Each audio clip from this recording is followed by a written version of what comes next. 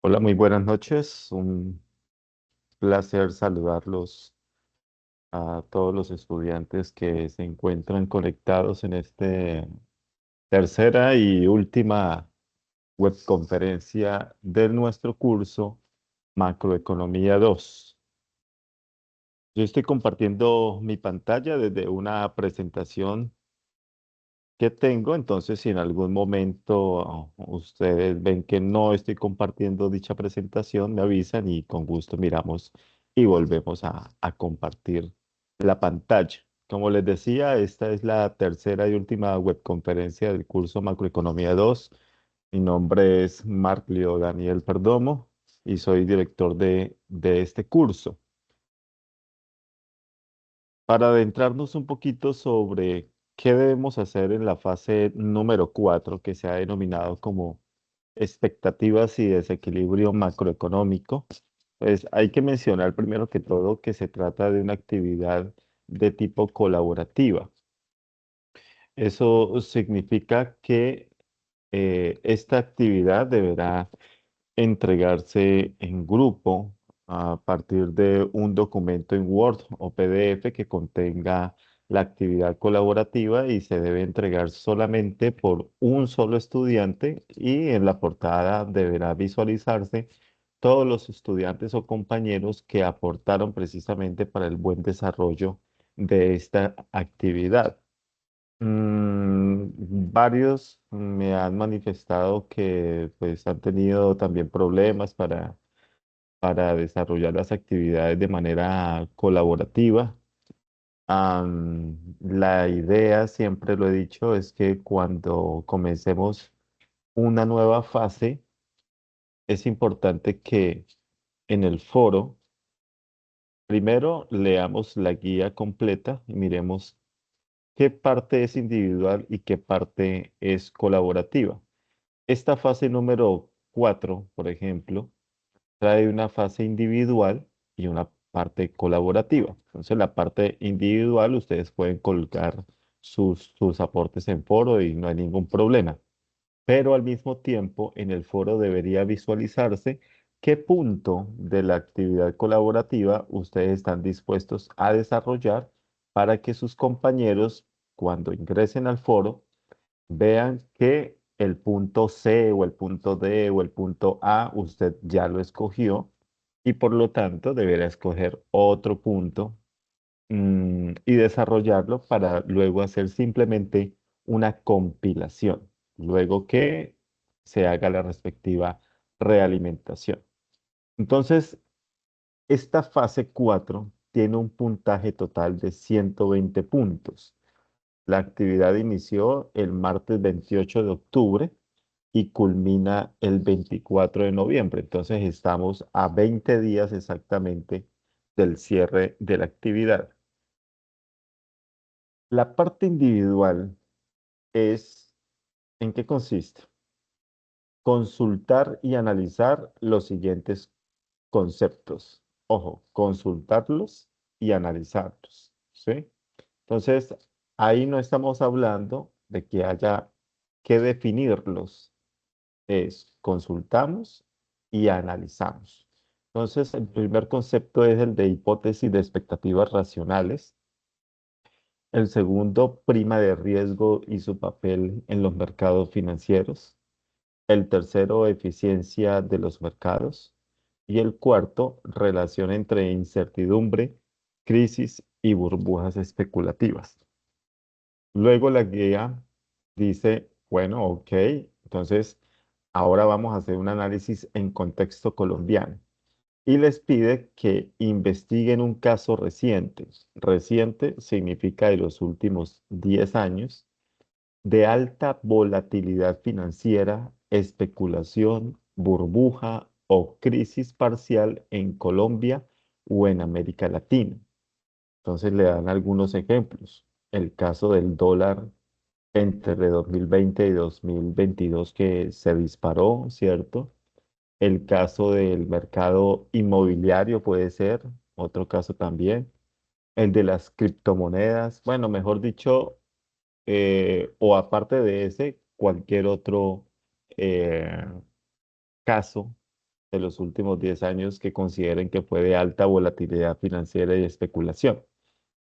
A partir de ese caso, usted va a elaborar un informe académico que dice que debe ser entre 800 a 1000 palabras, que incluye esas 800 a 1000 palabras, teniendo en cuenta que todo se hace en formato APA séptima edición y que sabemos que el interlineado es de 2.0, más o menos vienen siendo unas 4 páginas, pero realmente por el interlineado es que se hace extenso. De resto, si lo manejamos a 1.0, pues vienen siendo dos páginas simplemente. Entonces, prácticamente en 2 páginas, ustedes deben elaborar un informe académico que incluya, primero, conceptos clave explicados con apoyo bibliográfico. ¿Qué significa conceptos clave explicados con apoyo bibliográfico? Primero, conceptos clave son aquellos términos que son muy utilizados en esta fase número 4.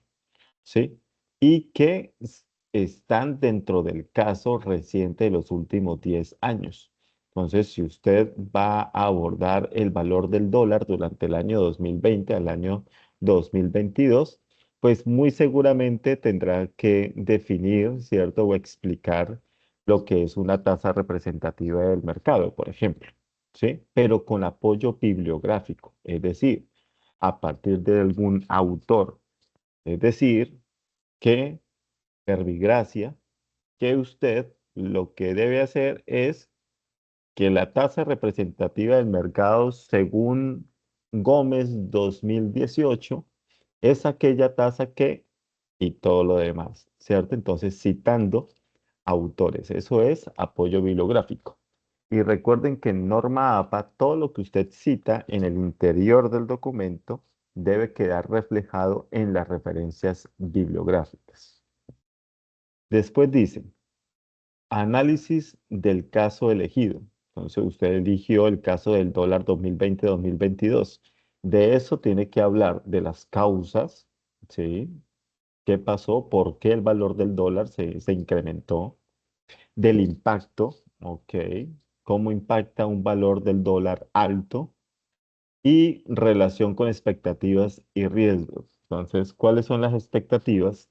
Por lo menos de ese entonces, de ese entonces, perdón, cuáles eran las expectativas frente al valor del dólar y el riesgo, ¿sí? Es decir, cómo operaron los mercados, qué sucedió con los mercados durante ese momento en el cual el dólar se disparó. Y por último, debe hacer una reflexión sobre el papel del Estado y del mercado, ¿m? Frente al caso reciente de los últimos 10 años. Debe entregarse este documento en el foro, ¿cierto? Porque es una actividad individual en un documento en Word o en PDF que debe contener portada, introducción, objetivos, presentación de los conceptos, análisis del caso, conclusiones y referencias, todo en formato APA. Mm, Luego, en cuanto a la actividad colaborativa, entonces consiste en lo siguiente. Ustedes van a escoger una crisis financiera internacional o latinoamericana relevante. Ejemplo, la crisis asiática, la crisis argentina, la crisis sanitaria por COVID-19. En algún CIPAS anterior hablamos, por ejemplo, de la crisis inmobiliaria en los Estados Unidos. Aquí, por ejemplo, no nos están diciendo de los últimos 10 años, es decir, que puede ser cualquier crisis a lo largo de la historia, ¿no? Mm, y puede ser a nivel latinoamericano si lo desea. ¿Qué van a hacer? Van a analizar las causas económicas y financieras de esa situación, el rol de las expectativas, la presencia de burbujas especulativas si las hubo, el comportamiento de los mercados y de los agentes e intervención estatal, es decir, qué hizo el Estado para salvaguardar dicha crisis. Después van a plantear dos posibles escenarios futuros para una economía latinoamericana, que también pueden incluir precisamente a Colombia.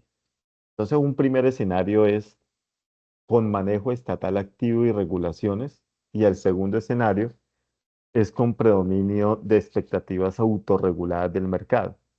¿Qué van a hacer entonces? Evaluar los riesgos y oportunidades en cada uno y la contribución a los ODS. Recordemos que los ODS, Objetivos de Desarrollo Sostenible, es entonces, desde esos escenarios, cómo le aportaron precisamente a los ODS y exactamente a cuál de esos 17 Objetivos de Desarrollo Sostenible le apuntaba.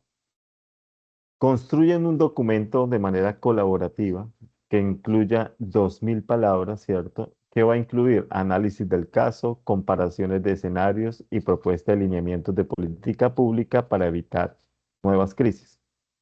Y finalmente, una presentación de una línea de tiempo para exponer los hallazgos.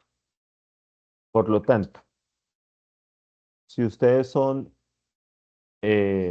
digamos, 4 estudiantes en un grupo, perfectamente se pueden dividir primero en el foro. La idea es que en el foro se pongan de acuerdo en cuál de las crisis financieras internacionales o latinoamericanas es que van a trabajar. Que digan, bueno, entonces trabajemos sobre el COVID-19 y todos están de acuerdo. Y a partir de ahí sí se pueden dividir toda esta cuestión. El punto 2.2, otro que haga el 2.4, otro que haga el 2.5 y otro que haga el 2.6, o como ustedes lo prefieran. Pero que no solamente una sola persona esté desarrollando toda la actividad, porque pues no es la idea. Pero si llegado el caso, pues no queda más remedio que trabajar de manera individual, porque puede ser que sus compañeros no contesten o porque definitivamente no hubo caso para poderlos contactar. Entonces, en el foro les agradezco que coloquen un saludo para sus compañeros, para mí, para el tutor, y mencionen que esta actividad la van a desarrollar de manera individual por tales y tales motivos. Bueno, por lo tanto, esta fase número 4, denominada como expectativas y desequilibrio, menciona entre tantos conceptos uno que hace relación a las expectativas racionales, ¿sí? ¿Qué son las expectativas racionales? Este es un concepto bien interesante porque lo que hace es plantear que los agentes económicos, llámese consumidores, empresas, inversionistas, ¿sí? Utilizan toda la información disponible y las leyes económicas conocidas para formar sus expectativas sobre el futuro. Entonces, como dice la lámina, no se dejan guiar solo por la intuición o el pasado, sino que anticipan racionalmente lo que sucederá con base en la información y las políticas económicas vigentes. Y esto lo hacemos todos, todo el tiempo, por más que no seamos economistas o no conozcamos sobre materias económicas, pues todas las personas realizan lo que denominan como expectativas racionales. Muchas veces los cambios de gobierno nos llevan a generar este tipo de expectativas. Ah, muchas veces esas expectativas racionales lo que generan finalmente en la población es algo que se le denomina como un fenómeno especulativo o especulación, que es realmente complejo y que puede llegar como a tocar, a tocar todos los sectores de la sociedad. Un ejemplo de expectativas racionales es el que nos dan aquí, que dice, si el gobierno anuncia que aumentará el gasto público, los inversionistas anticipan que eso puede generar inflación. Por lo tanto, ajustan sus decisiones antes de que ocurra. Entonces, es una realidad. Si soy inversionista en un país como Colombia, y el gobierno anuncia que va a aumentar el gasto público, es decir, va a aumentar lo que son sus gastos de funcionamiento, sus gastos por servicio a la deuda y sobre todo también sus gastos de inversión, es decir, va a invertir más en educación, en salud, en vías, en infraestructura. Entonces va a sacar más dinero para ponerlo a circular y esto precisamente puede generar un fenómeno inflacionario. Entonces, si yo soy inversionista, podría tomar decisiones antes de que esto pueda ocurrir. Mm, y uno de los casos más, digámoslo así, comunes son las expectativas inflacionarias y en cuanto a los salarios. Entonces, ¿por qué? Si los trabajadores anticipan un aumento de la inflación, exigirán salarios más altos. Las empresas, asumiendo expectativas racionales, estarán dispuestas a pagar más si también esperan un aumento en la demanda futura. Esto puede llevar a una espiral inflacionaria donde los aumentos de salarios impulsan los precios y viceversa. Entonces, aquí queda em, dicho, ¿cierto? De manifiesto, que efectivamente las expectativas racionales pueden llegar a generar un tipo de especulación, que es lo que vamos a ver un poquito más adelante. Y las expectativas irracionales también. Ah, bueno, sí, eso, eso es verdad, porque no siempre son tan racionales como pensamos. Ah, hay otro concepto que me gustaría tocar aquí con ustedes, es el de la prima de riesgo y su papel en los mercados financieros. Entonces, esa prima de riesgo que uno muchas veces escucha en los noticieros es una de las cositas más interesantes que hay en el sentido que así es como muchas veces se evalúa económicamente a un país. Si los economistas del Fondo Monetario Internacional se reúnen para evaluar la economía, por ejemplo, colombiana, téngalo por seguro que la prima de riesgo va a ser un indicador, ¿cierto? Algo que indica eh, especialmente de cómo se encuentra la economía colombiana. ¿Qué es una prima de riesgo? Es la compensación adicional que un inversionista exige por asumir un riesgo mayor frente a una inversión. ¿Sí? Libre de riesgo, frente a una inversión libre de riesgo.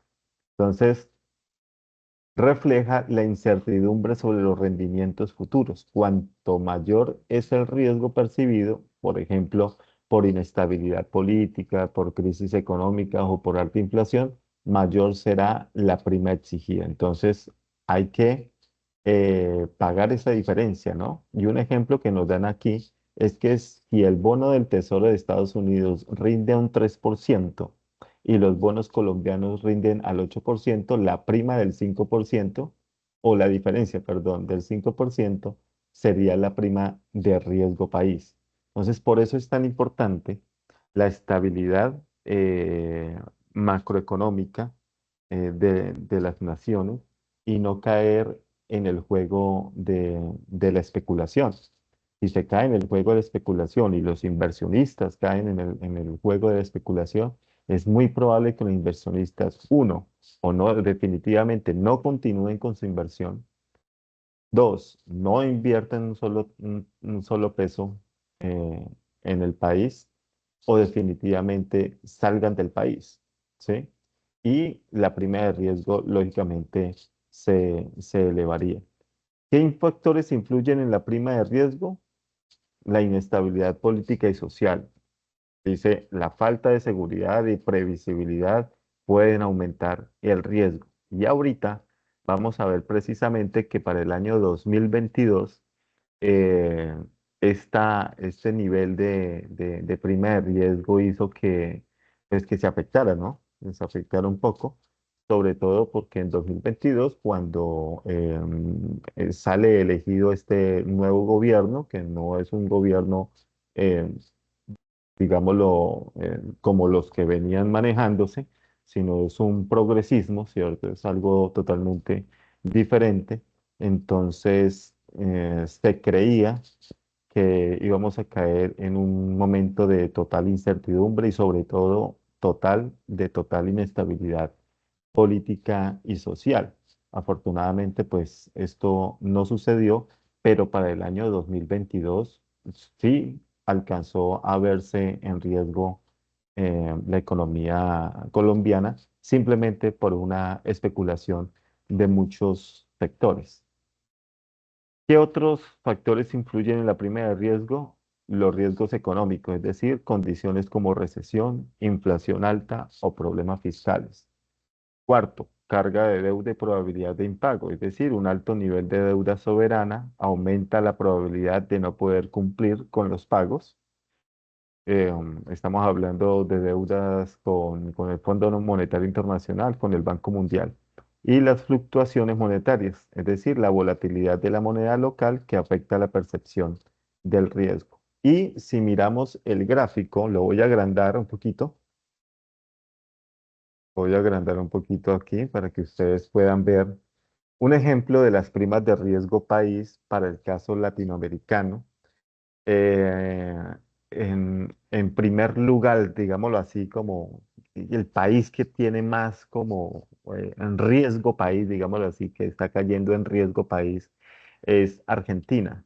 Lógicamente aquí pues no aparece Venezuela, ¿sí? No aparece Venezuela porque pues mm, hablar de prima riesgo país en Venezuela, pues ya sería como muy tonto en la medida que, pues, al fin y al cabo, su mandatario ni siquiera ha sido reconocido por los Estados Unidos. Entonces, por eso es que muchas veces ni siquiera aparece Venezuela en los datos de riesgo país. Pero Argentina está de primero, con un riesgo país supremamente alto con respecto, por ejemplo, para el caso de Colombia, ¿sí? Que es una prima de riesgo país bastante baja. Sin embargo, la más baja se encuentra en Chile. ¿Y Argentina por qué? Pues porque actualmente, precisamente Argentina está viviendo una crisis económica bastante fuerte, que ya se ha convertido también en una crisis social. También Argentina está pasando por lo mismo que estamos pasando nosotros los colombianos. Hay una total división o polarización de los argentinos, los que están con Milei o simplemente los que no están con Milei.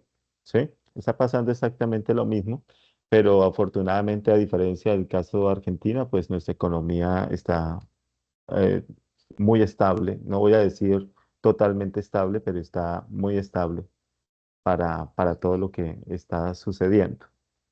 Seguido está Bolivia, que también tiene unas problemáticas, sobre todo sociales. Ecuador, y de ahí en adelante, pues la prima de riesgos es bastante baja. Mm, Y aquí Profe, llegamos entonces, una sí, pregunta. adelante. En esos puntos donde son los ejemplos, los factores que influyen en la prima de riesgo, no hay un punto que diga de pronto violencia. Ah, pues la violencia también puede influir en eso. Totalmente, totalmente. No lo había obviado por el momento, pero sí se encuentra de pronto en el primer factor que habla de inestabilidad política y social. Entonces, ya cuando hablamos Ok, de inestabilidad ok, sí. social, ajá, podríamos estar hablando de que la violencia, no, es que definitivamente la violencia es un factor fundamental para la prima de riesgo país. Entonces, Sí. por eso es que Ecuador está eh, ahí arribita porque ahora mismo está viviendo mucha violencia. exactamente. Y nosotros, por ejemplo, la prima de riesgo país para los años 2000, el año 2000 era supremamente alta. ¿Qué quiere decir alta? Pues que pues se cayó precisamente la inversión extranjera directa. ¿Sí? Eso es prima de riesgo país, no querer invertir en ese país por X o Y motivo. Y en este caso la violencia fue fundamental. Nadie quiere venir a Colombia por allá en los años 1999, comenzando los años 2000, pues no, nadie quería aparecerse por acá. Y peor, si echamos a la línea un poco más para atrás, la línea del tiempo, mucho más para atrás, estaba hablando de los años 90, inicio de los años 90. con la época del narcotráfico fuerte de Pablo Escobar y del cartel de Cali y todo esto, pues imagínese cómo sería la prima de riesgo país. Mm, Se empieza a nivelar bastante esta situación con la firma del acuerdo de paz entre el gobierno nacional y las FARC. Esto hace que definitivamente nuevamente la inversión pues se impulse. Entonces, gracias por el aporte porque no habíamos hablado precisamente de la violencia. ¿Se le aplica algún porcentaje a cada uno de estos factores para determinar cuál es más influyente que otro? Bueno, lógicamente si hay unas escalas para hablar de una prima de riesgo país. Pero más allá de eso, sería como lo dice el ejemplo, ¿cierto? ¿Qué tanto están pagando en Estados Unidos por invertir allá y qué tanto están pagando en Colombia por invertir acá? Y la diferencia entre los dos sería como la prima de riesgo país, pero para el inversionista, ¿sí? Para el inversionista. Entonces, ya en términos más, digámoslo, comunes como culturales, entonces sí se habla de una prima de riesgo país dependiendo de estos factores de inestabilidad, de riesgo, de carga de deuda, de fluctuaciones monetarias. Bueno, pero sí hay unas mediciones, hay unas escalas para cada uno de estos. El caso del dólar. Yo quiero, a ver, yo quiero que veamos este gráfico, pero en vivo y en directo. Entonces, voy a dejar de compartir un momentico y quiero que vayamos aquí a la página principal.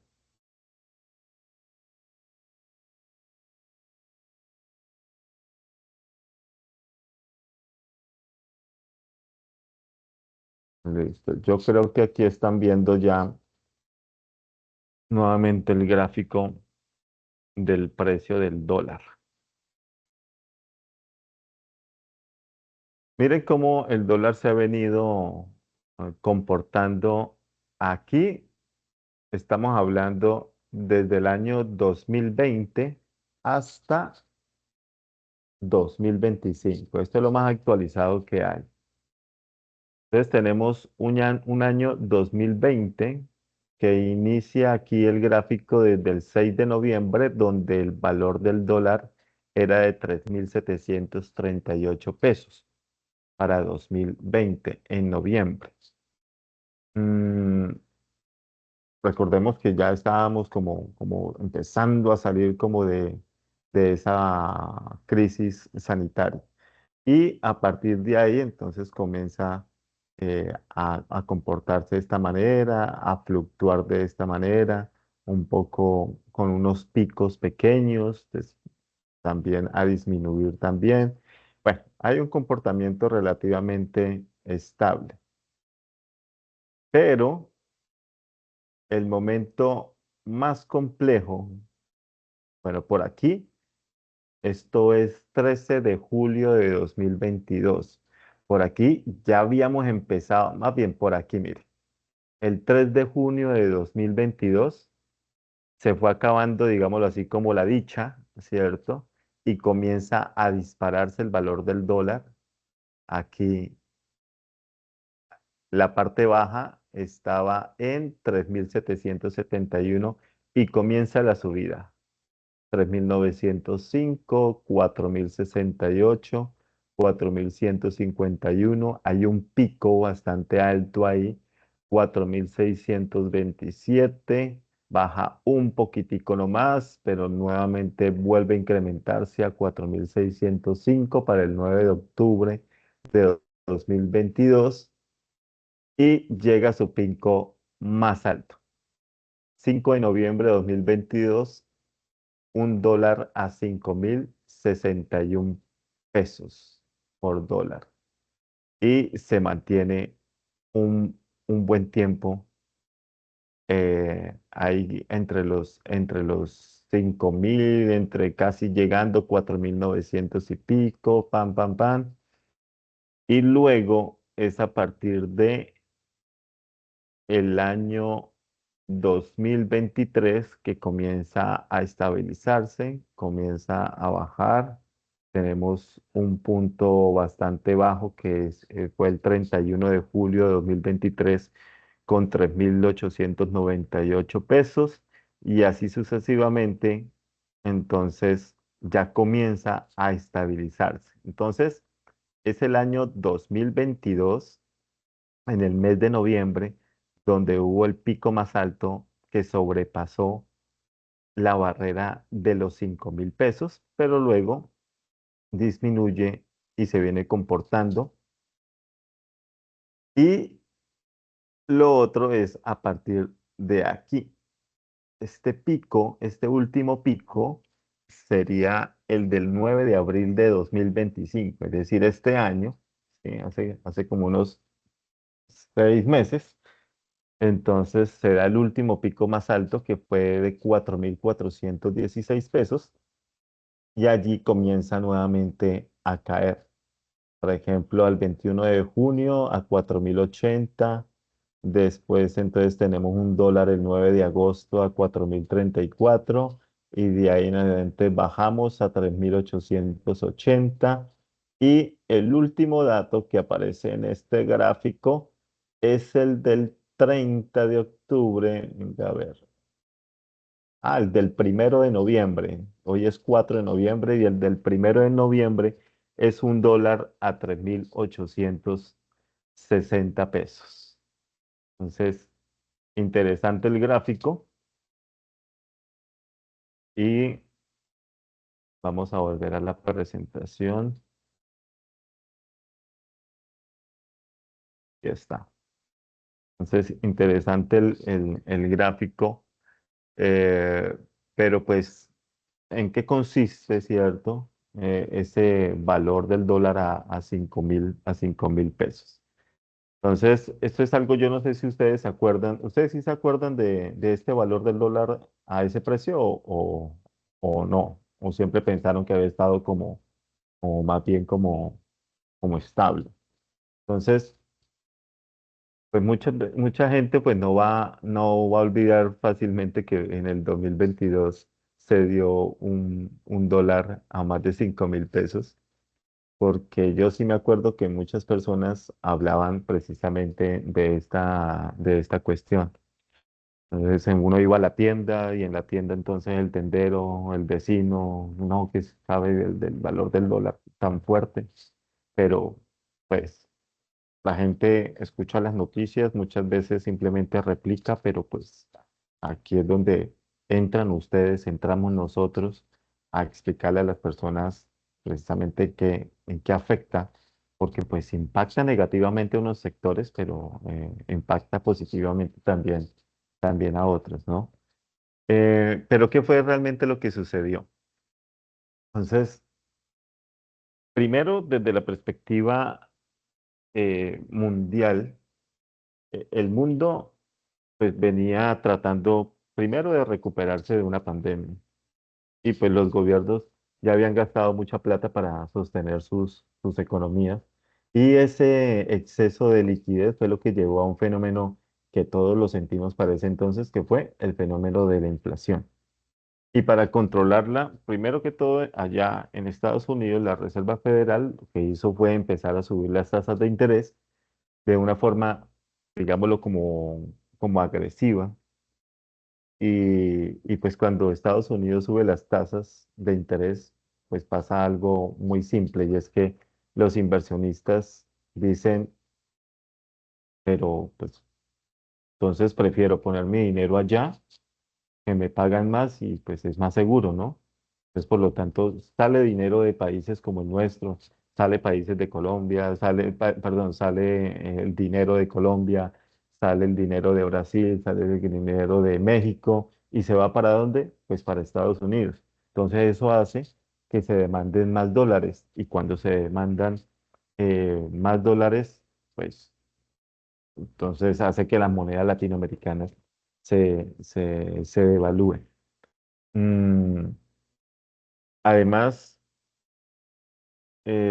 bueno, también sucedía que para esos años, 2022 después de la pandemia y eso, em, los precios del petróleo, de los commodities que le llaman, ¿cierto? Los commodities son aquellos productos brutos de la tierra, estamos hablando del petróleo, del carbón, pues estaban cayendo y pues se convertían en unos precios que eran muy volátiles. Y si entran menos dólares por exportación, pues van a haber menos oferta de divisas en el país y por lo tanto el dólar pues tiende a incrementarse.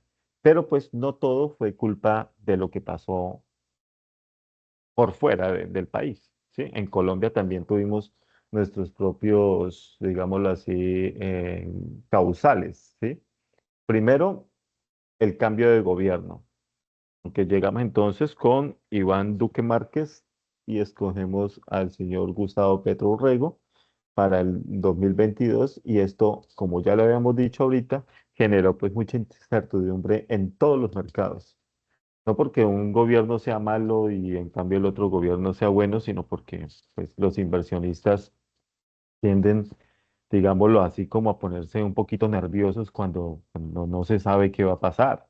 Y más aún cuando siempre se dijo que con este presidente pues nos íbamos a volver una Venezuela y esas cosas que se dijeron siempre. Entonces, pues eso genera muchísima incertidumbre para todos. Entonces, este presidente comienza a hablar de reformas estructurales, que de reformas tributarias, que cambios en el modelo energético y pensional.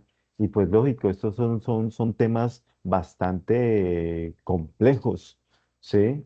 Llegar y mencionar que debe haber un cambio de modelo energético en el cual no sigamos quizá, ojalá explorando más petróleo, pues esto genera unos incertidumbre total, ¿sí?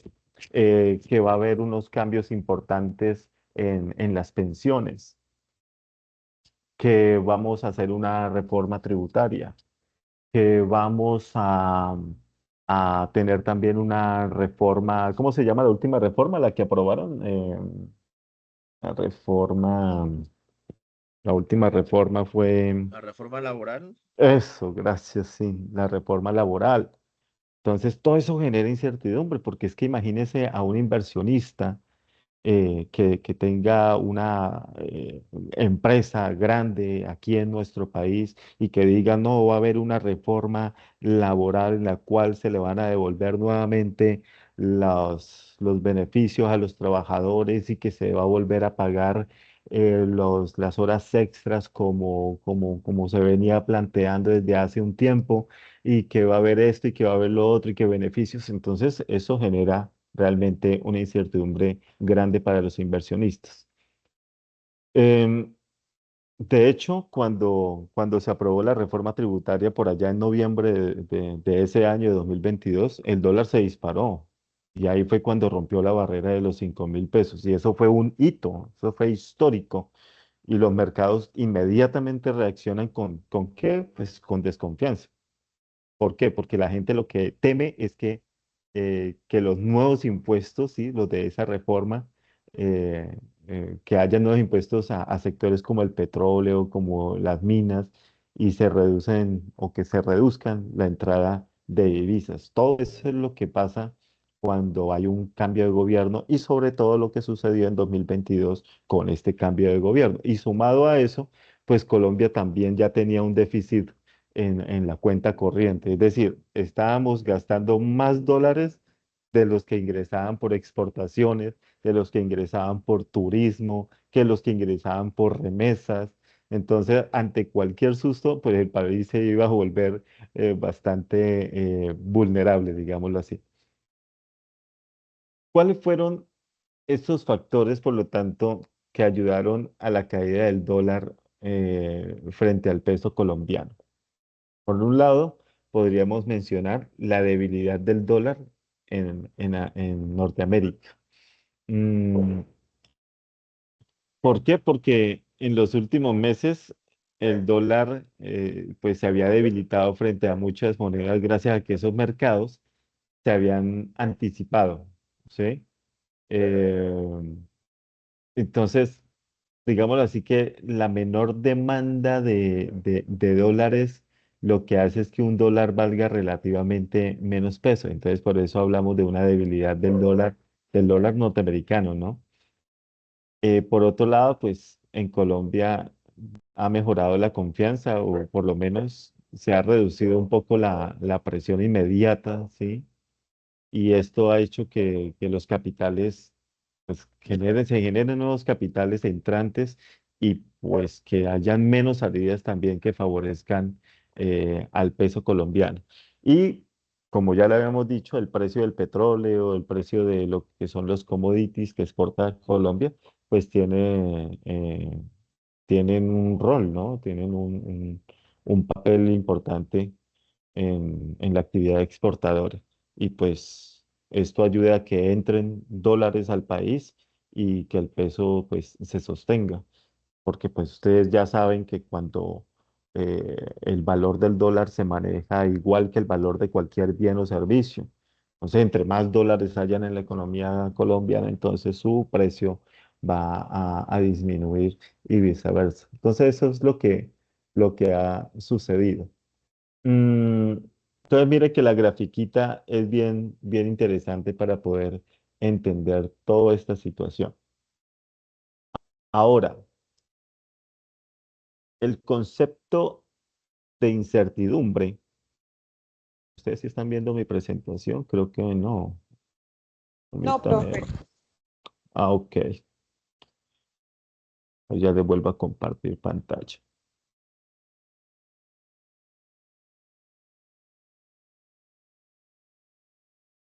Entonces, metámonos en el cuento del concepto de incertidumbre, de crisis, ¿sí?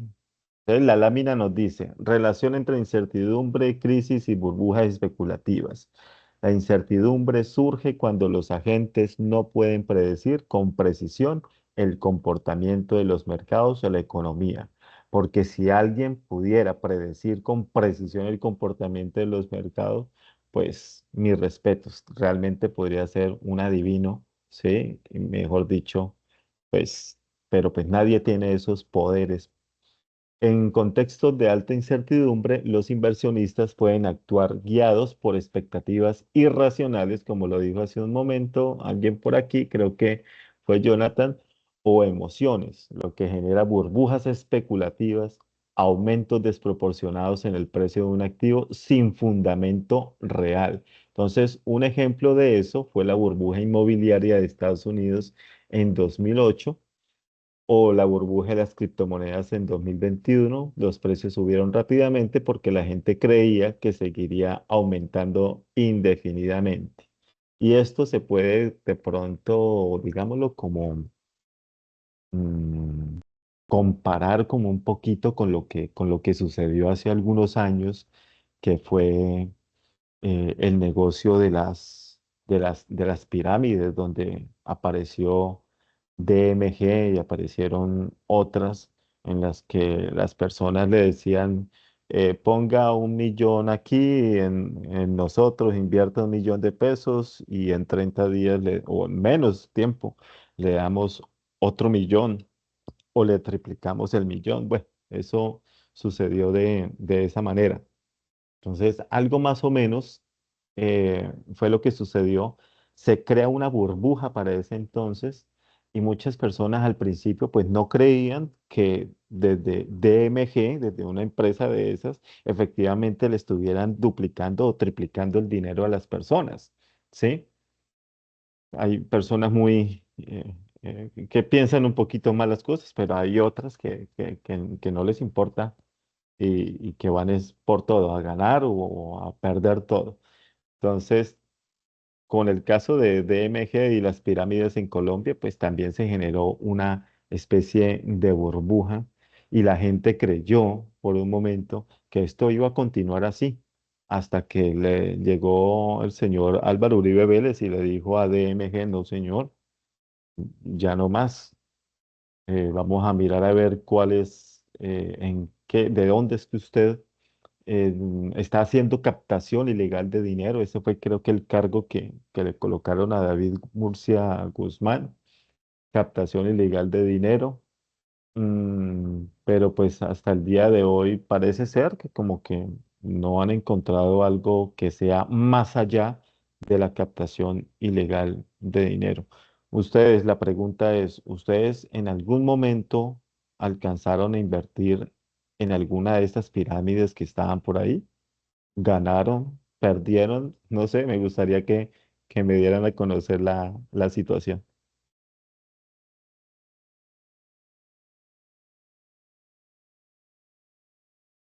¿O no creen definitivamente en esas pirámides? Buenas noches, profe. Hola Claudia. No, profe, pues de mi parte no, nunca he participado en algo así y considero que, que como dice por ahí, eso tan bueno no dan tanto porque pues el dinero no es como que se multiplique porque sí. Entonces, al final van, bueno, puede que yo gane, un ejemplo, pero igual van a perder muchísimas personas a costillas de esa ganancia, o sea, no tiene sentido al final, no sería Ujú. algo justo, digámoslo así. Ok, sí, Entonces, no estoy de acuerdo. sí, desde una perspectiva social tiene toda la razón. Si yo invierto es para que otros pierdan, ¿cierto? Si yo gano, yo sé que otros van a perder, porque pues es un sistema piramidal, ahí no hay absolutamente nada que hacer. Como lo dice Claudia, ahí nadie está multiplicando el dinero. El único que realmente tiene la facultad para multiplicar el dinero es el sistema financiero. Por eso le llaman el efecto multiplicador del dinero, porque es que cada vez que usted se acerca a un banco, usted, dígase, abre una cuenta de ahorros y abre una cuenta de ahorros con 100.000 pesos. Listo. De esos 100.000 pesos, el banco se queda con una pequeña partecita, digámoslo así, que se llama el encaje bancario, ¿cierto? El encaje bancario. Dígase que el encaje bancario vamos a ponerle un dato del 10% para hacer una cuenta rápida. El encaje bancario es de 10%. ¿Cuánto es el 10% de 100.000 pesos? 10.000 pesos. Es decir, que el banco se queda con un encaje de 10.000 pesos y en el datico, ¿cierto? Realmente quedaron ¿cuánto? Quedaron 90.000 pesos de los 100.000 pesos que usted ahorró.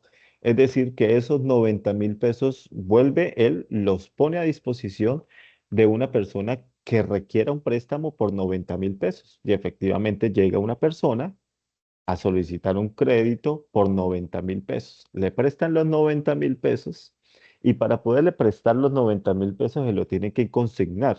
Y para poderlos consignar, pues esa persona debe tener una cuenta de ahorros y se los colocan en la cuenta de ahorros los 90.000 pesos, cobran el encaje bancario de los 10.000, se quedan nuevamente con un pequeño porcentaje y así sucesivamente.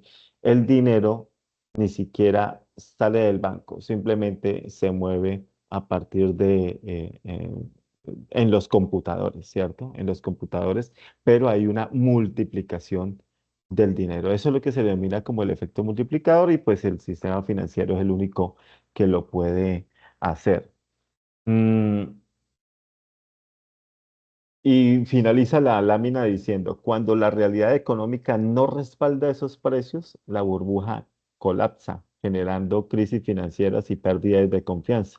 Y pues nosotros ya analizamos esto en el CIPAS anterior sobre la burbuja inmobiliaria de 2008, hasta que por fin se reventó la burbuja y los bancos se declararon en quiebra. Ahora, ¿cómo está realmente la situación económica de Colombia? En el CIPAS pasado, del sábado que hicimos, analizamos datos y hicimos también un análisis, ustedes hicieron un análisis de la situación de las relaciones entre Colombia y Estados Unidos, más exactamente entre el señor Petro y el señor Donald Trump. Pero ahora quiero que miremos ¿Qué es lo que dice el Fondo Monetario Internacional, directamente el Fondo Monetario Internacional, frente a la situación del país? Y para eso voy a compartirles otra pantalla, eh, porque por aquí tengo el documento. Permítame un momento.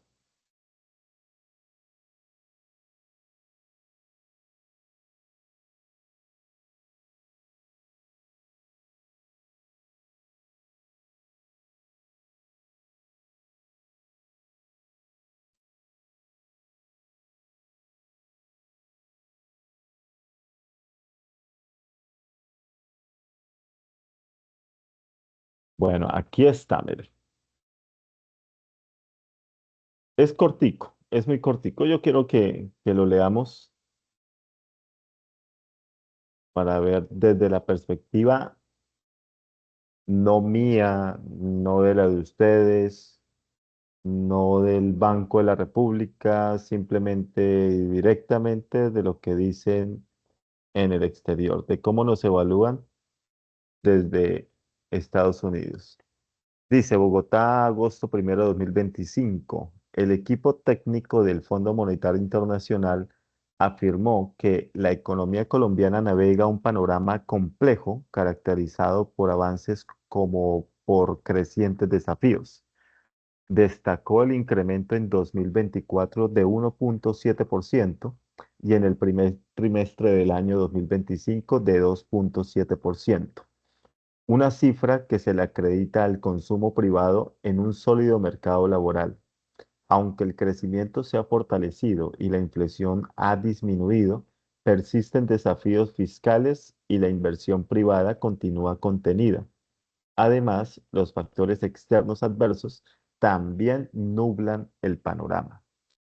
Si bien la inflación, fenómeno económico por medio del cual se registra el aumento en los precios de los bienes y servicios, presentó una disminución del 4,8% en junio, respaldada por una política monetaria adecuadamente restrictiva, no se puede excluir del panorama general factores económicos alternos y presiones inflacionarias subyacentes que podrían causar un aumento sostenido en los precios, en la demanda y en los costos de producción. En cuanto al déficit en cuenta corriente, se presentó una reducción del 1,7%, lo que significa una menor vulnerabilidad externa para el país. Y a ello se suma el impacto de las remesas, es decir, el dinero que envían los colombianos desde el exterior y que se traduce en más ingresos en moneda extranjera y una caída pronunciada en los pagos de dividendos. Sin embargo, respecto a la situación del déficit fiscal en 2024, el gobierno alcanzó 6,7% del PIB frente al 4,2% en 2023. El endeudamiento público bruto llegó al 61,2% del PIB a final de año, lo que exige ajustes presupuestales. Se prevé un crecimiento del PIB de 2,5% este año y que la inflación continúe reduciendo su impacto para alcanzar la meta del 3% en 2027. Esto acompañado de una leve ampliación del déficit en cuenta corriente. Para el 2026 se calcula un déficit total del 6,2% del PIB y uno primario del 2%, ligeramente por encima del estimado en el marco fiscal de mediano plazo 1,4%. La mayor parte del financiamiento se espera sea mediante una iniciativa de reforma tributaria que aún está en proceso. El informe del Fondo Monetario Internacional subraya avances en el crecimiento de la economía, pero resalta, ojo con esto, la urgente tarea de controlar las finanzas públicas y estabilizar la economía para que la evolución de los riesgos globales no afecte al país. Se debe hacer un ajuste presupuestal que esté encaminado a cumplir con el marco fiscal de mediano plazo. Asimismo, reconoce que las reservas internacionales se han fortalecido y se mantienen en niveles adecuados y que el sistema financiero permanece sólido y resiliente. Entonces, esto se denomina como agosto 1 de 2025. ¿Cómo ve el Fondo Monetario Internacional a Colombia? Crecimiento, inflación y desafíos. Entonces, esta es la manera como nos ven desde allá, ¿sí? Nos ven con una... ¿Cuál es la mayor problemática que nos ven desde afuera? La problemática principal es el alto nivel de endeudamiento, ¿sí? No ven inconvenientes desde el Fondo Monetario Internacional con respecto a tasas de desempleo, no ven inconvenientes con respecto a tasas de inflación, y pues mucho menos el valor del dólar, ¿cierto? De la tasa representativa del mercado, pero sí, efectivamente, ven inconvenientes y desafíos grandes en cuanto a la deuda pública. Entonces, quería mostrarles esta, este panorama y volvamos entonces a nuestra presentación por aquí.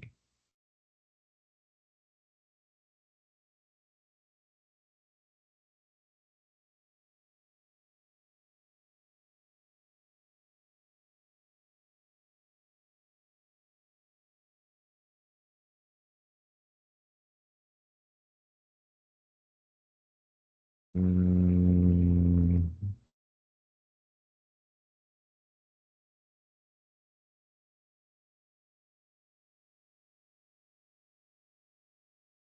bueno,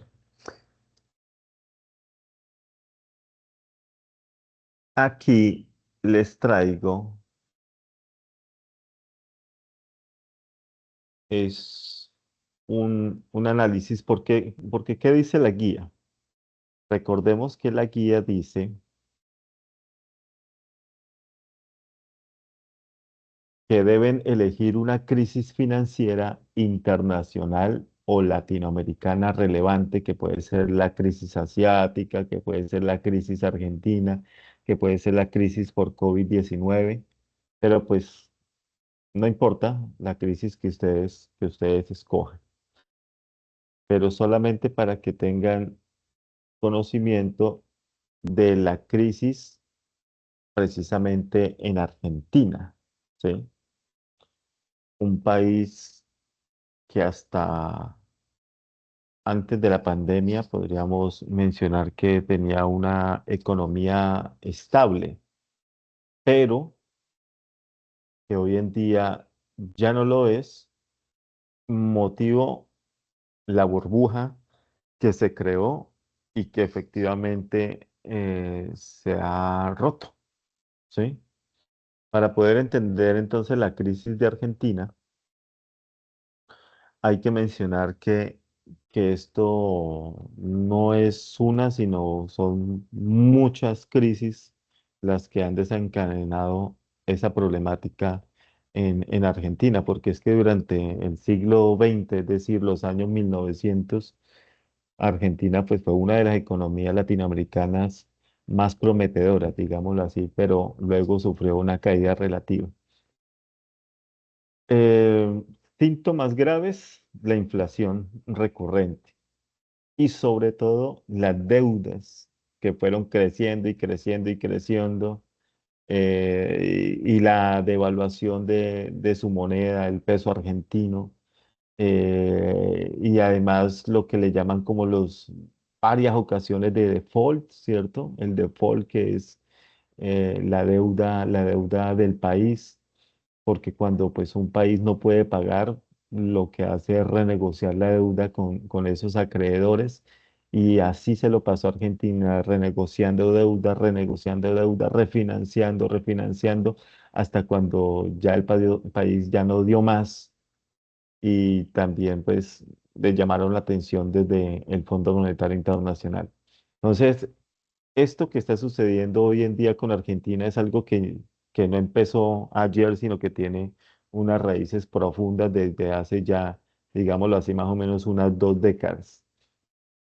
Mm, El comportamiento, por lo tanto, de la economía argentina ha sido como una montaña rusa, ¿sí? De vaivenes. Y en 2024 la situación pues, fue todavía más compleja. ¿Por qué? Porque la inflación se disparó.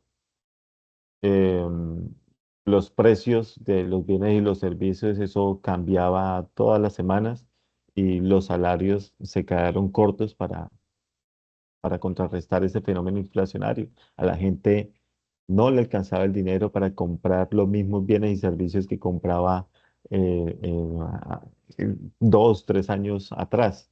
Y además de eso, pues se sumaron decisiones políticas muy fuertes de ese nuevo gobierno que pues marcaron un giro así drástico en la forma de cómo se manejaba la economía. Entonces ustedes recordemos que llegó Javier Milei, pero pues para entenderlo mejor, primero decir que Argentina lleva muchos años con problemas estructurales y pues el Estado simplemente gasta más de lo que recoge, ¿sí? Entonces hay una deuda enorme, enorme con el Fondo Monetario Internacional y el peso argentino se debilitó muchísimo. Y por eso es que pues muchos argentinos lo que hacen es preferir ahorrar en dólares o buscar otras cosas como las criptomonedas, como buscando un poquito más de estabilidad. Y durante el 2024 el presidente Javier Milei, él es economista, llegó pues con un discurso bastante polémico, con un discurso muy, muy liberal y lo que hizo fue asumir el poder con una promesa. Él le hizo una promesa a los argentinos y era de terminar con la casta política. Y lógicamente cuando usted llega con un discurso de esos, pues todo se le vuelve más complejo. Y además de eso, de terminar con la casta política y acabar con el déficit fiscal a motosierra, dijo Javier Milei. Es decir, arrancar con el déficit fiscal, acabar con esto. Y pues el plan era, en el papel, se veía muy sencillo, pero pues en la práctica ya es algo muy diferente, porque precisamente cuando usted es candidato a la presidencia, pues hablar es muy fácil y decir, vamos a recortar el gasto público, vamos a eliminar los subsidios, ¿sí?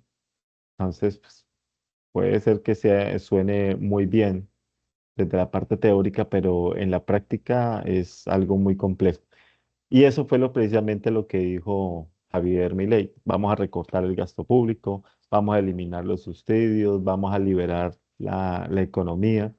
Entonces, eso es lo que significó es que el Estado dejó de cubrir pues, muchos costos de transporte, de energía, de servicios y llevó pues a aumentos muy fuertes en las tarifas. Entonces, el gobierno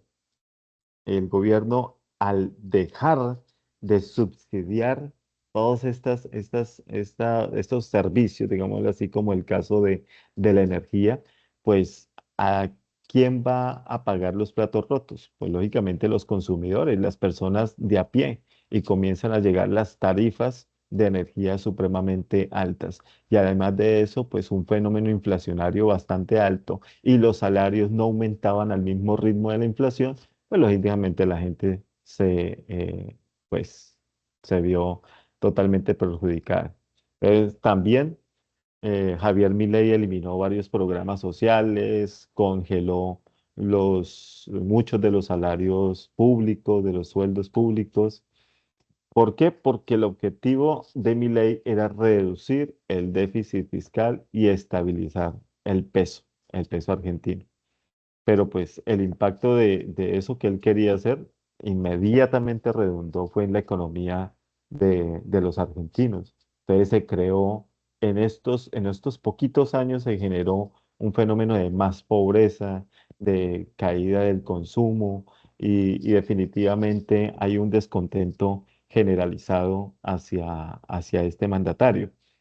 Pero pues así como tiene sus contradictores, pues también tiene quienes les gusta lo que está haciendo, porque pues son medidas antipopulares totalmente, ¿cierto?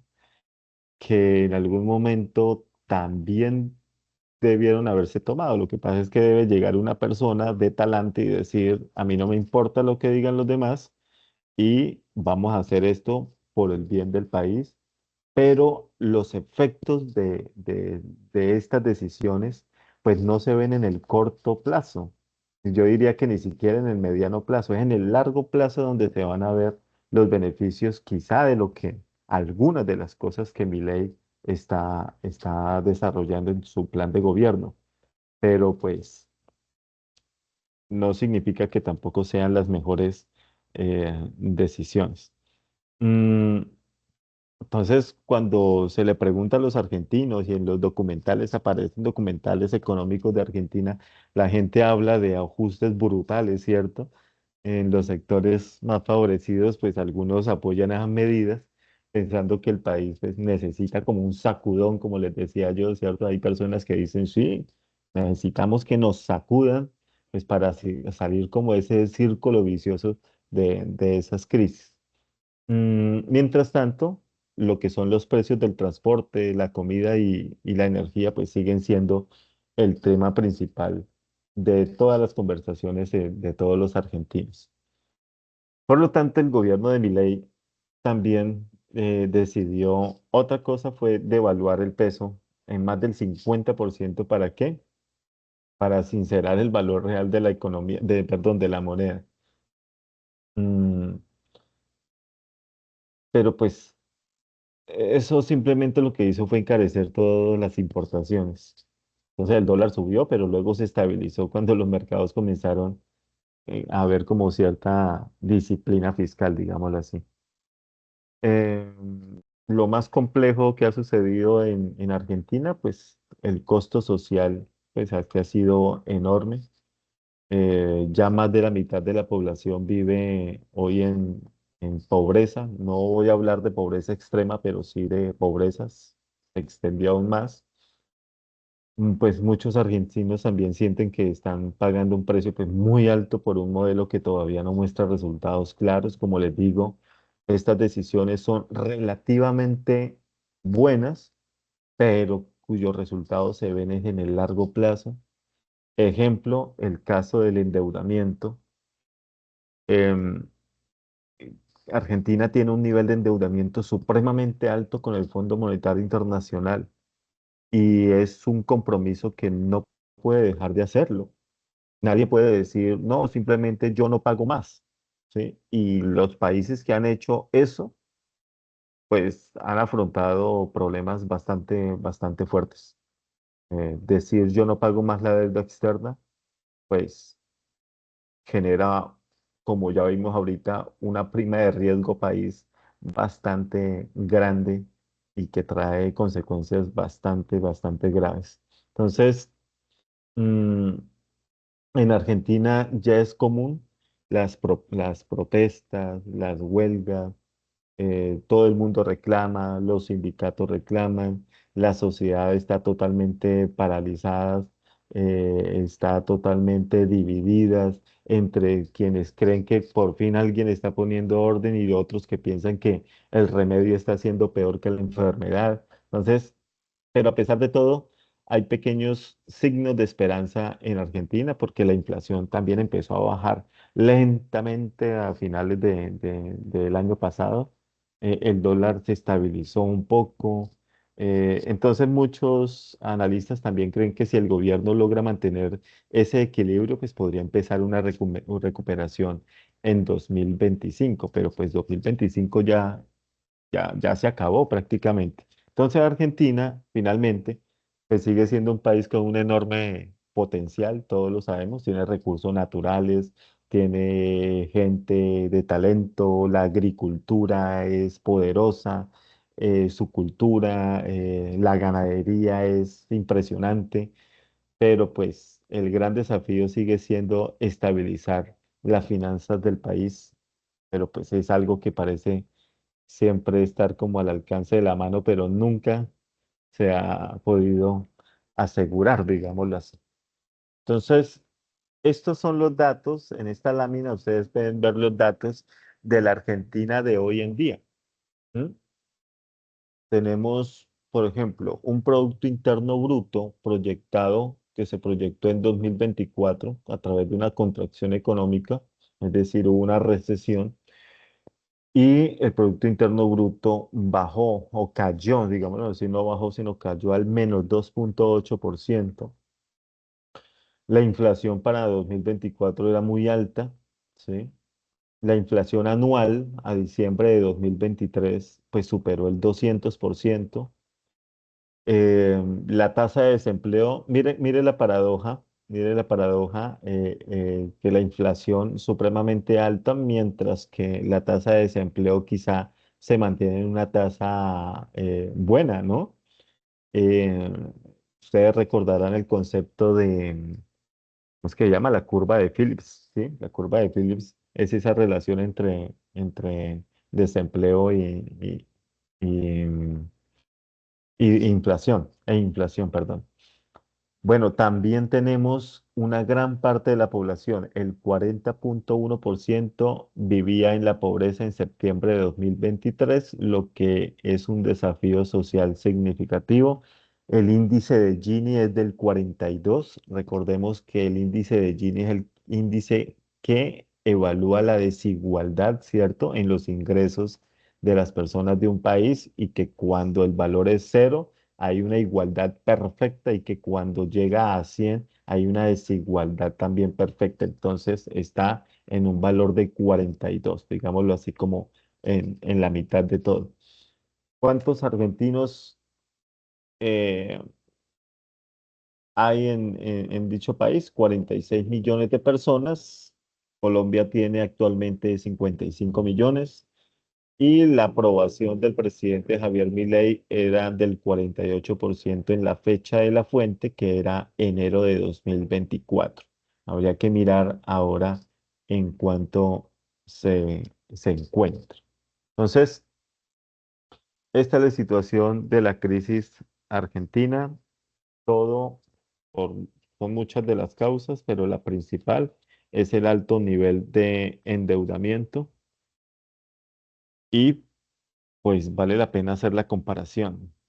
Colombia tiene índices buenos, pero uno de los índices que precisamente les acabo de mostrar, que el Fondo Monetario Internacional y quienes nos evalúan, los economistas del Fondo Monetario Internacional, se encuentran a la expectativa con Colombia, que es el nivel precisamente de endeudamiento con externo, ¿cierto? Con la deuda externa. Entonces, hay que ponerle mucho cuidado a eso. Esperemos que el, el ministro de Hacienda pues sigan manejando la economía con mucha sabiduría. Vamos bien, pero en cualquier momento esto pues también no estamos exentos de caer en una crisis. Y finalmente, pues traigo a colación la crisis sanitaria por COVID-19. Pues de esto ya hemos hablado en otras oportunidades, pero pues simplemente traigo algunas cifras interesantes. Por ejemplo, em, en cuanto a la contracción del Producto Interno Bruto real en 2020 fue del -6,8%, es decir, el crecimiento fue negativo en un 6,8%. Y esta fue una de las mayores caídas que ha sufrido Colombia en tiempos recientes.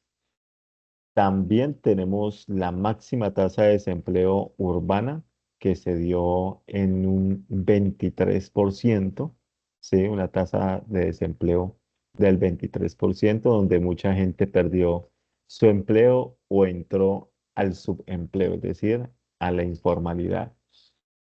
La pobreza monetaria al finales de 2020 se ubicó en un porcentaje del 37,5% de la población bajo la línea de pobreza, es decir, un tercio o más de la población quedó en situación de vulnerabilidad económica.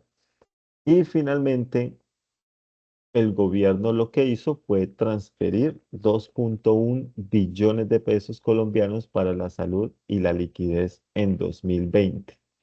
Recordemos que también se solicitó un crédito eh, cortoplacista al Fondo Monetario Internacional para salvaguardar precisamente la inversión que se hacía en salud para, para sobrellevar la crisis como tal, la crisis sanitaria. Y pues ese crédito y esa inversión de billones, porque no fueron millones de pesos ni miles de millones, no fueron billones de pesos los que se invirtieron, pues fue una medida que sirvió para aliviar, digámoslo así, a los hospitales y a las personas más vulnerables y que cayeron precisamente en la informalidad. Entonces, esa es como la situación. Fueron dos crisis grandes.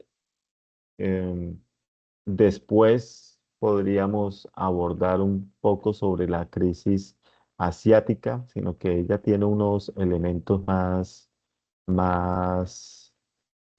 pues que hay que mirarlo hay que tener una mirada como más profunda acerca de la crisis asiática. Por eso no lo abordo en esta webconferencia, pero podríamos abordarlo quizá en el último CIPAS para saber qué sucedió con la crisis asiática, cuáles fueron las causales y las consecuencias y los impactos que esta trajo también para Colombia, porque todo lo que sucede fuera de Colombia repercute también en nuestro país. Entonces, de esta manera, eh, pues simplemente me gustaría ya escucharlos a ustedes eh, rápidamente, unos 10 minuticos, sobre alguno de estos temas. No sé cuál les llame más la atención en cuanto a las expectativas racionales, en cuanto a la prima de riesgo país, el valor del dólar o de pronto cómo han visto afectadas ustedes las finanzas personales o familiares por lo que ha sucedido en otras partes del mundo, si de pronto se han visto afectados por la burbuja inmobiliaria de 2008 o cómo analizan la evaluación que hace el Fondo Monetario Internacional a la economía colombiana. O si conocen de pronto algo de la crisis argentina o por lo menos qué posición tienen ustedes frente a cómo el presidente Javier Milei está abordando los problemas que tiene Argentina. ¿Qué han escuchado ustedes? Cuéntenos un poquito y para eso, con eso cerramos esta webconferencia. ¿Quién quiere levantar la mano y dar a conocer sus apreciaciones?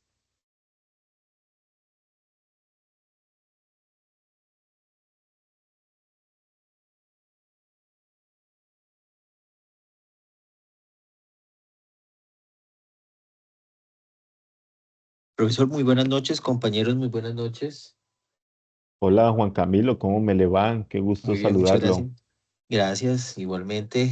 Pues, profe, el tema que, pues, que nos es muy importante acerca, pues, de lo del el dólar. Usted sabe que al momento, pues, como usted lo indicaba, el cambio de gobierno también daba crisis o temor para que pues los dólares, el alza fuerte pues llegase a mayor a 5.000 pesos y como usted lo mostró en la imagen, eso fue a nivel bancario, fue un poco fuerte ya que las personas no querían, digamos, adquirir algún servicio, algún producto con nosotros en bancos, con lo que son fiducias, CDTs. ¿Por qué? Porque debido a que pues era había volatilidad directamente en el mercado. Entonces, estos picos, pues eso eran como picos serruchos, lo hablamos nosotros, ¿sí? Hacia arriba y hacia abajo, hacia arriba y hacia abajo. Entonces salimos primero pues de una pandemia y una recuperación que pues fue muy fuerte, fue muy drástica para todos. El otro aspecto es que pues las fiducias, la gran mayoría de fiducias se maneja en bolsa de valores y pues el petróleo aún pues es inestable directamente. Entonces, no mejoraba mucho ese tipo de inversión y pues las tasas externas eran muy bajas, muy bajas. Entonces, sí, sí, y esto pues conllevaba la burbuja también inmobiliaria que llevamos, ya vamos a cumplir 20 años con esto para la adquisición de inmuebles. Nos ha afectado demasiado. Eh, ¿Qué más puedo decir? Pues así, usted hablaba una de las pirámides y de las pirámides, yo creo que nada es tan fácil, nada, todo es por las escaleras, nada es por el ascensor, eso nos lo decía un auditor acá, y entonces también pues apoyando un tema, como usted decía, todos los bancos tienen cuenta corriente con el Banco de la República y el 10% va para allá. Y eso es lo que él soporta la economía y se va moviendo directamente, profe. Entonces, yo creo que estos factores estructurales son muy importantes de tener en cuenta, pues, para poder hacer alguna proyección que, como usted también lo indica, nadie tiene una bola de cristal y es, pues, indeciso saber es difícil saber qué es lo que pueda pasar mañana. Entonces, Claro, y lo aprovecho de una vez a Juan Camilo, que ya sabemos que trabaja en el sistema financiero, para hacerle una pregunta y es, tengo entendido, no sé cómo lo habrán vivido, si efectivamente se vivió, que durante el momento de las pirámides, especialmente de DMG y otras que se crearon, ya, eso fue, yo creo que hace ya como unos 12 años más o menos ya. Era verdad que la gente se dispararon los créditos de los bancos, que la gente iba a los bancos, sacaba su dinero simplemente para ponerlo en estas pirámides, ¿o cómo lo vivieron ustedes? así fue, profe. Fueron las pirámides desde el 2006, hace casi 20 años fue que empezó el auge y el furor de las pirámides y pues los bancos también aprovecharon ese momento. Ese momento lo aprovecharon para alzar sus tasas y el Banco de la República lo daba el aval también. Entonces, no había cómo perder, profe y compañeros. O sea, si usted sacaba un 10 millones o 1 millón de pesos, y voy a hablar una tasa, pues, no sé, al 24 efectivo Ujú. anual. Entonces, y te prometían retorno de la inversión en menos tiempo, pues la gente sacó, muchos profesores, muchos pensionados sacaban libranzas y muchas personas perdieron. Eso sí, perdieron y pues les tocó pagar doble, todo. Entonces, eso sí fue así, profe. Y con lo de David Murcia, pues, profe, usted se da cuenta que hay un precandidato presidencial que fue el abogado de él y sacó fruto también de su trabajo. Entonces, ¿Ustedes están de acuerdo de que fue una estrategia desde un principio de los bancos?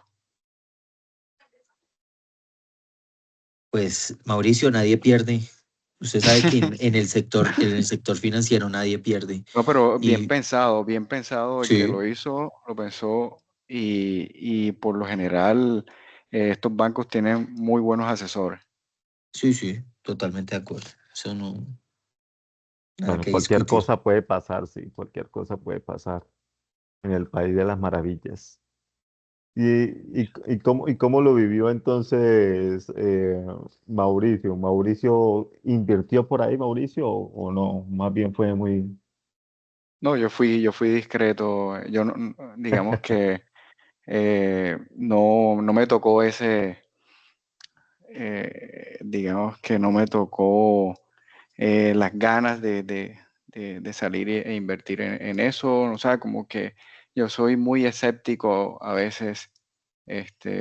Y bueno, y a veces eso, digamos que no puede ser extremo tampoco, porque uno puede perder oportunidades por ser tan escéptico. Pero por lo general sí trato de no creer el 70% e investigar sobre eso, a ver qué.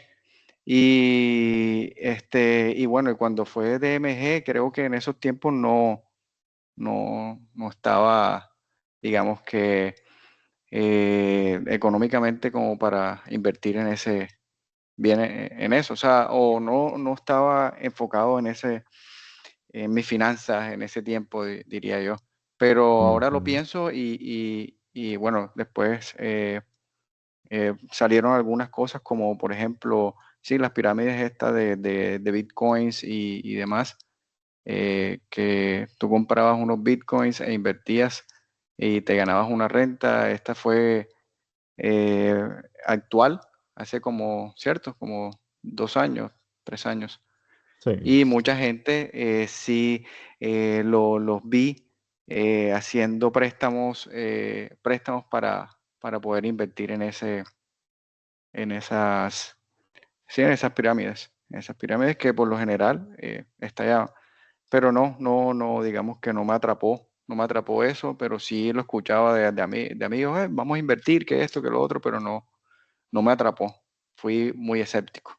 De pronto en esos tiempos de antes, tal vez sí, pero ahora no creo mucho bueno, en eso. pues muchas gracias, Mauricio. Bueno, sí, afortunadamente para unos, no tan afortunados otros, pero pues en el fondo las personas saben que de eso tan bueno no dan tanto. Todos los colombianos sabemos, ¿cierto?